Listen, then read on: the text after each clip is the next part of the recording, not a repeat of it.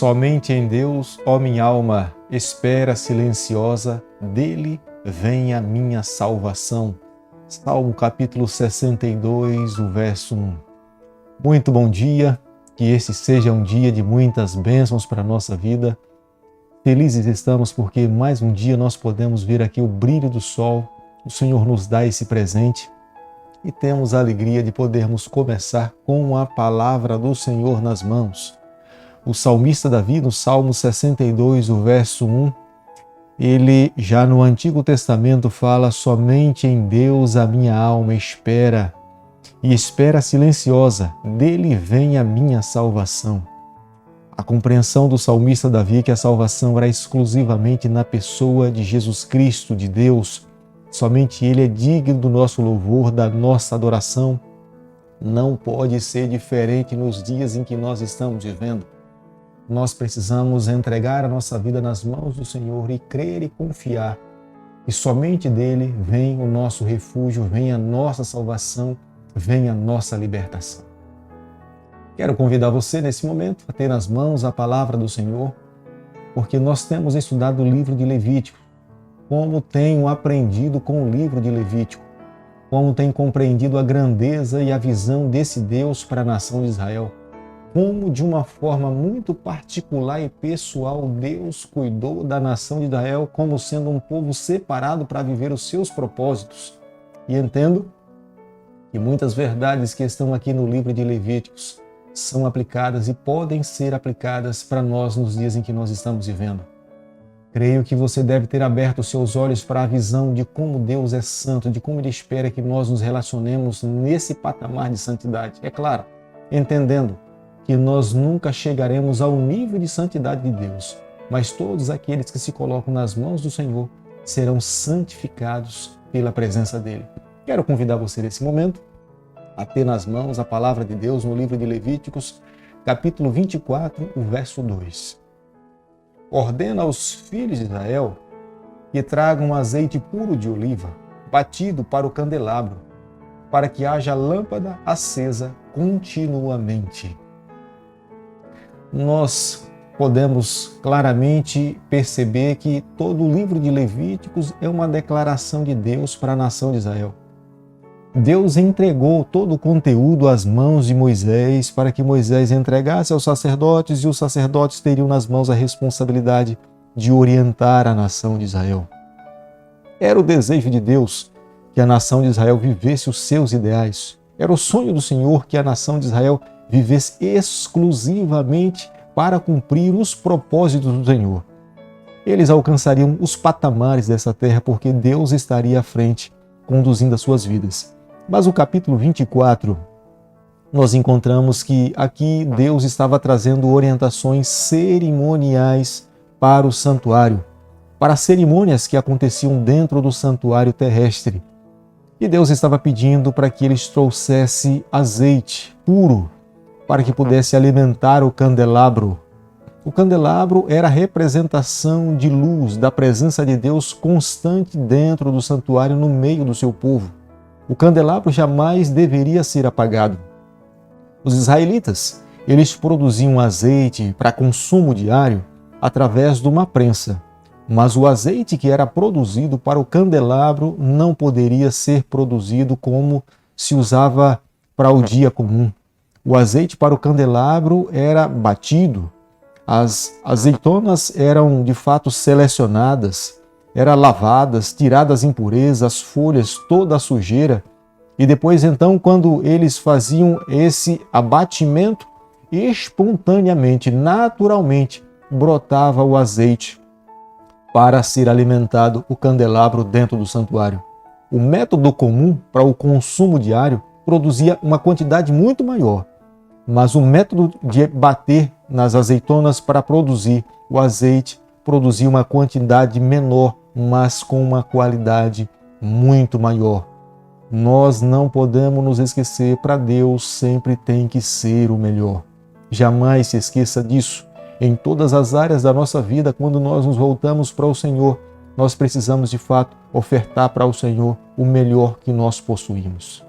O livro de Levíticos, capítulo 24, verso 5, diz o seguinte: Também tomarás da flor de farinha e dela cozerás 12 pães, cada um dos quais será de 2 dízimas de uma efa. Estes são os pães da preposição. Eram pães que ficavam guardados dentro do tabernáculo sob a mesa da preposição. Esses pães eram trocados semanalmente. Cada sábado, o sacerdote tinha nas mãos a responsabilidade de colocar novos pães. Foram esses pães que Abimeleque deu a Davi e a seus soldados quando chegaram ali no santuário e estavam famintos e não tinham o que comer. Mas Davi comeu desses pães. Esses pães representam a presença constante de Deus. Esses pães representavam que Deus era que mantinha a nação de Israel. Era Deus que iria suprir o pão de cada dia. Representava que Jesus Cristo um dia é o pão da vida que viria a essa terra e somente Ele poderia satisfazer todas as necessidades da nossa alma. Esses pães representavam que Jesus Cristo, como sendo o sumo sacerdote, Ele mesmo não precisava oferecer sacrifício por Ele, porque Ele é perfeito. E todo aquele que se alimentasse dele e que recebesse a sua intercessão, a sua bênção, teria o direito da vida eterna.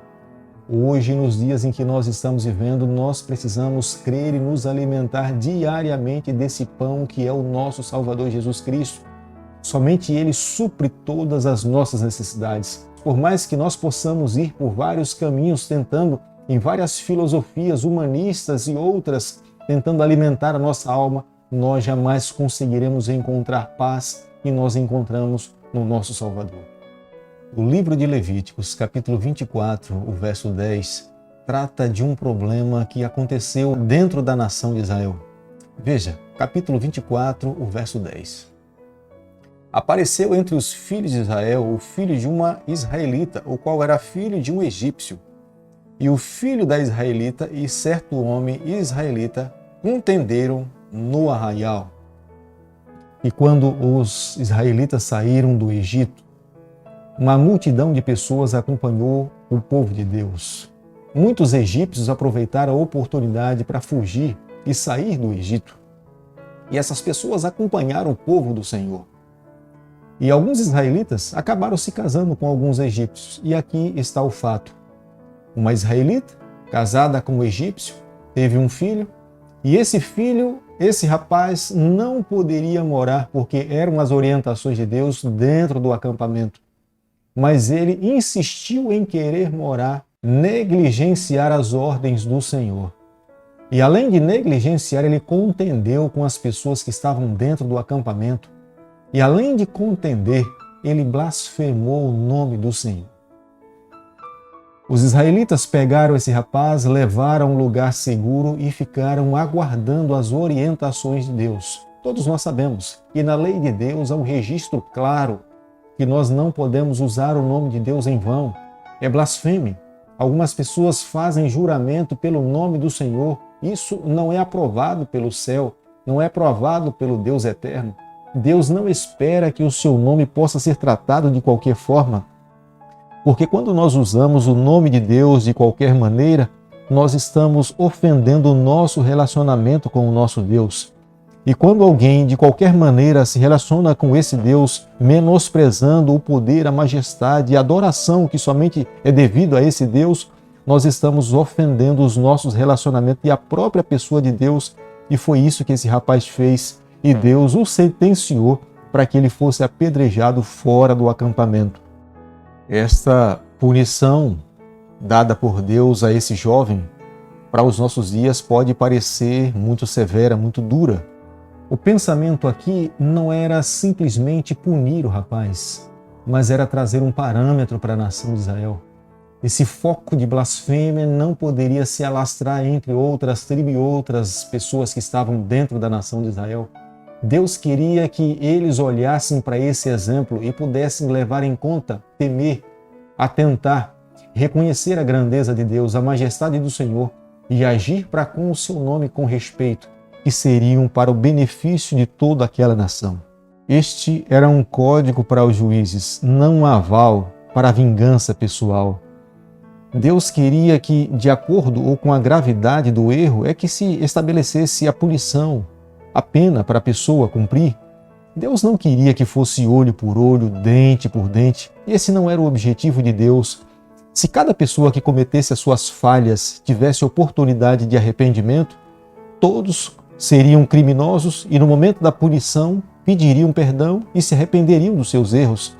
Isso nós sabemos que diante de um código civil para um país não há possibilidade de um juiz administrar dessa forma. É claro que é diferente com o Senhor. Quando nós erramos, quando nós pecamos, nos voltamos para Deus, Ele está disposto com o seu coração aberto para nos oferecer o perdão e esquecer o nosso passado. Mas quando se trata de código civil para um país, para uma igreja, alguém que pecou, alguém que errou, e depois que então cometeu a sua falta, pede perdão, se arrepende diante de Deus, há valor.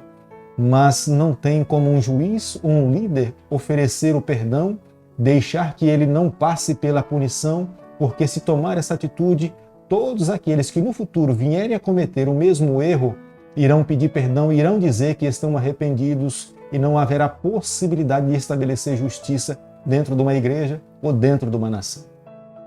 Ao terminarmos o capítulo 24 nessa manhã, quero deixar com você aqui um pensamento de uma escritora americana, onde ela diz o seguinte: aos que porão em dúvida o amor de Deus e a sua justiça. A paga que recaiu sobre o primeiro transgressor seria um aviso para os outros de que o nome de Deus deve ser tido em reverência. Mas caso se houvesse permitido que o pecado desse homem passasse sem punição, outros se teriam desmoralizado e, como resultado, muitas vidas finalmente deveriam ser sacrificadas. Meu amigo, o Deus que nós servimos é um Deus de amor, é um Deus de bondade, mas eu e você nós não podemos nos esquecer, Ele é um Deus justo, Ele é um Deus íntegro. O desejo de Deus é que o pecado não se propague mais. O pecado já causou muitos males à raça humana e a ofensa ao nosso Deus. O desejo de Deus é que todos os seus filhos que se encontram sobre a face dessa terra reconheçam a gravidade do pecado e se coloquem por completo nos braços do Senhor. Aqueles que tomam essa atitude são abençoados por Deus, recebem a bênção do Senhor e terão a alegria de um dia estar com Ele por toda a eternidade. Querido Pai, nas Tuas mãos, nessa manhã, nós nos colocamos, confessamos as nossas falhas, nós abrimos o nosso coração, nós permitimos que o Senhor conduza a nossa vida, é o nosso pedido, é a nossa oração e nós fazemos em nome de Jesus. Que o Senhor te abençoe e te guarde, que Ele faça resplandecer o seu rosto sobre você, que Ele tenha misericórdia de você, que sobre você, nessa manhã, Ele levante o seu rosto e conceda a sua paz em nome de Jesus. Amém.